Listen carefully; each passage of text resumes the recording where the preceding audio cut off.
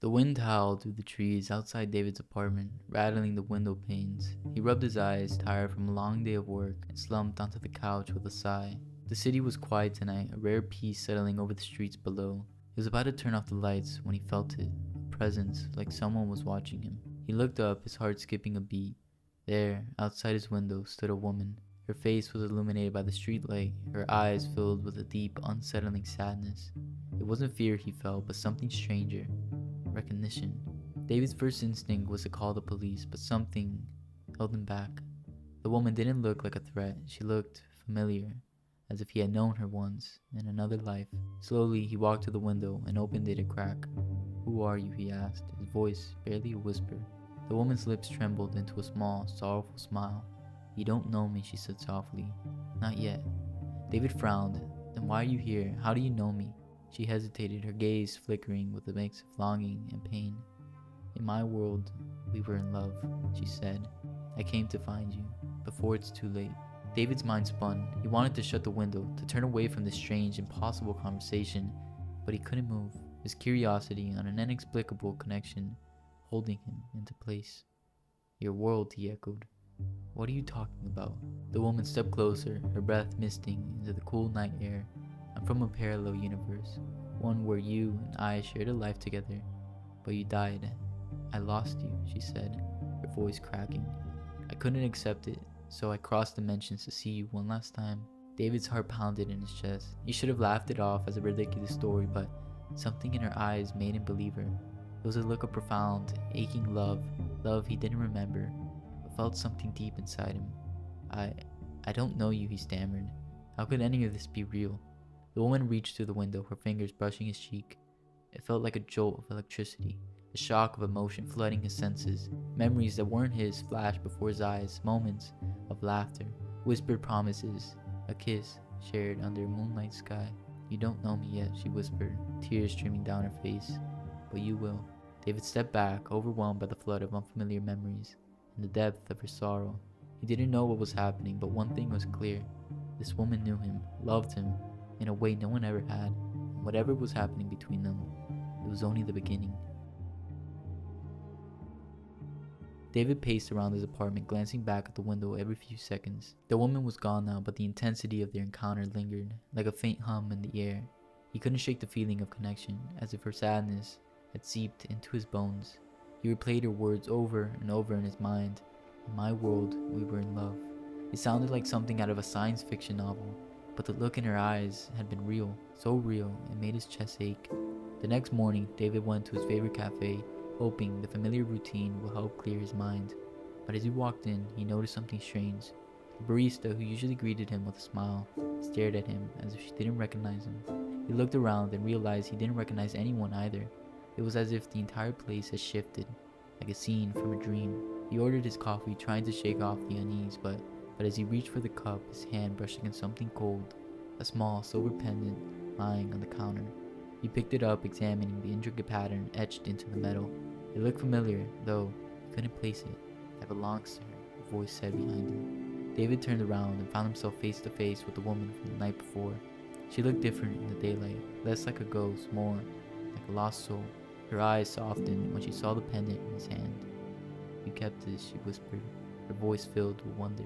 "You don't even know what it means yet, but you kept it." David's pulse quickened. "What is happening?" he demanded. "Why do I feel I know you?" "Because you do," she said, stepping closer. "In my world, we shared everything. You gave me this pendant the night before you died. I crossed the boundary between our worlds to return it to you." He took a step back, his mind reeling. "But I'm not dead," he said. "I'm standing right here." "Not yet," she said, her voice filled with sorrow. "But in your future, we'll meet. We'll fall in love, and then I'll lose you. Just like you lost me in my world." David felt a wave of cold dread wash over him. "So what are you saying? That no matter what, one of us is destined to die?" She nodded slowly. "Our love defies the boundaries of reality. But every time we come together, the universe tries to correct itself. It's tearing at the fabric of both our worlds. If we stay together, it could mean the end of everything." David's hand shook as he held the pendant. He looked into her eyes and saw his own heartbreak reflected back at him. "Why did you come here?" "Because I needed to see you again," she said, voice barely a whisper. "Even if it means the end of everything." I couldn't stay away. And in that moment, David knew he couldn't either.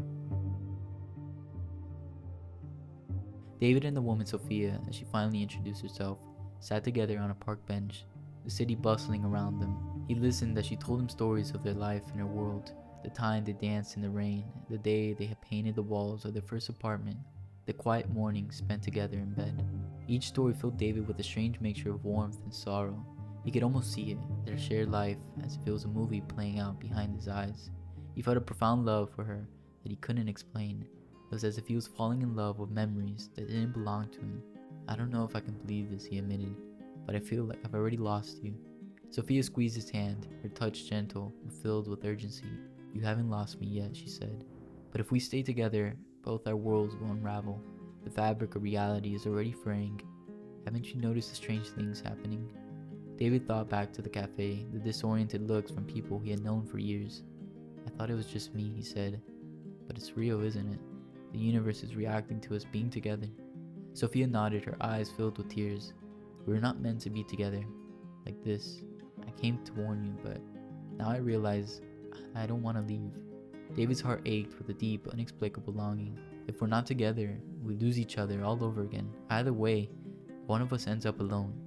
Maybe, she said, brushing a tear from her cheek. But if we don't let go, we risk destroying everything, both our worlds. He looked at her, searching her face for an answer, for some way out of this impossible choice. But he knew she was right. The air around them felt heavy, charged with a strange energy, as if reality itself was holding its breath. I don't want to let you go, he whispered. I know, she said, but you have to. And when you meet me in this world, love me as if you remember this moment, even if I don't. David nodded, his chest tight with grief. He leaned forward and kissed her, tasting the salt of her tears. It felt like saying goodbye and hello at the same time. When he opened his eyes, she was gone.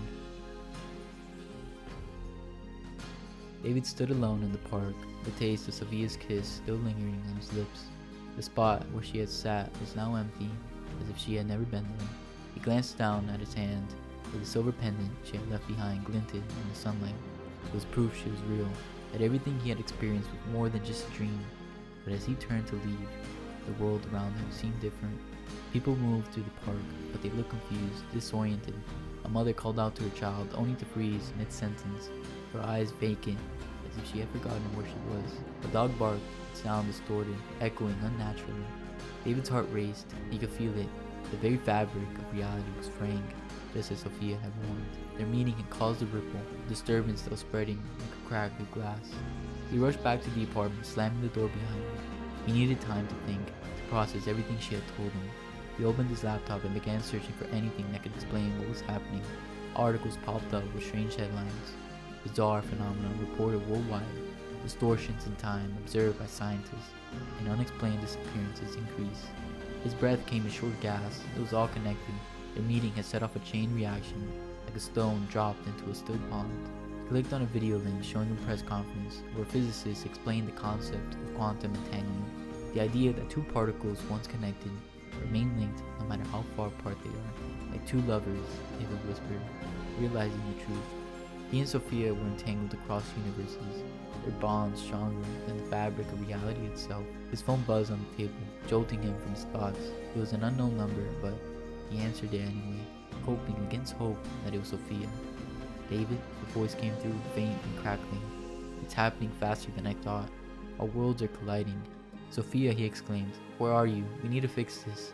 I can't stay much longer, she said, her voice filled with desperation. I crossed over, but I can feel myself being pulled back. Listen to me. You have to let go of what we shared. When you meet me in your world, you have to remember this moment, but not cling to it. David's grip tightened on the phone. How am I supposed to do that? I love you, and I haven't even met you yet. This isn't fair. This is the only way, she said. If we hold on to this love now, we'll destroy everything. If you let me go, when we meet again, it'll be our beginning, not our end. The call disconnected abruptly, leaving him staring at the screen. He felt a sharp pain in his chest, like a piece of his heart had been ripped away. He knew what he had to do, but it felt impossible. He picked up the pendant, holding it close to his heart. I'll let go, he whispered, but I won't forget. As he said those words, the pendant glowed softly, then dissolved into a fine mist that drifted away. The room felt lighter, the crackling energy dissipating, but he couldn't shake the feeling of impending loss. Weeks passed and the strange disturbances in the city slowly faded. Life returned to normal, but David felt anything but normal. He carried the weight of his encounter with Sophia like a secret wound, hidden beneath the surface of his everyday life. He tried to forget, to let go as she had asked, but the memory of her haunted him. One evening, he found himself walking through the park again, drawn to the bench where they had shared their final moments. The sun was setting, casting long shadows over the grass. He sat down, closing his eyes, and let the memories wash over him. He could still see her face, feel the touch of her hand, hear the sorrow in her voice. It felt like he was mourning a life he had never lived, a love that he hadn't yet begun. He took a deep breath, fighting back the tears. "I'm trying, Sophia," he whispered. "I'm trying to let go." As he sat there, a soft voice interrupted his thoughts. "Mind if I sit here?" David opened his eyes, his heart skipping a beat. A woman stood before him, her face familiar yet new. It was Sophia, but different. Her hair was shorter, her eyes less haunted. She looked at him with a smile, one filled with curiosity and a hint of recognition, like meeting a stranger who feels like a friend. He couldn't speak, his throat tight with emotion.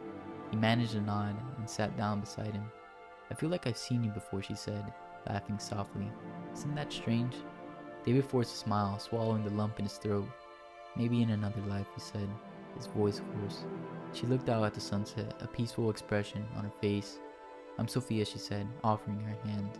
David took it, feeling the warmth of her skin, the same hand he had held on a night that hadn't happened yet. "David," he replied.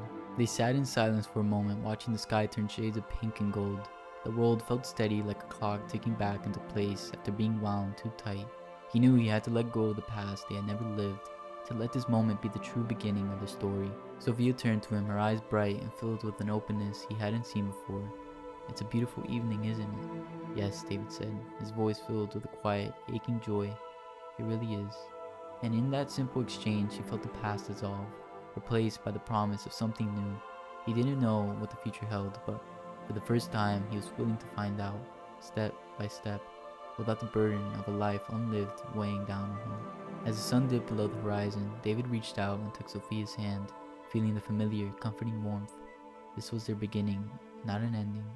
Together they walked into the twilight, ready to write their own story in this world, free from the shadows of the past.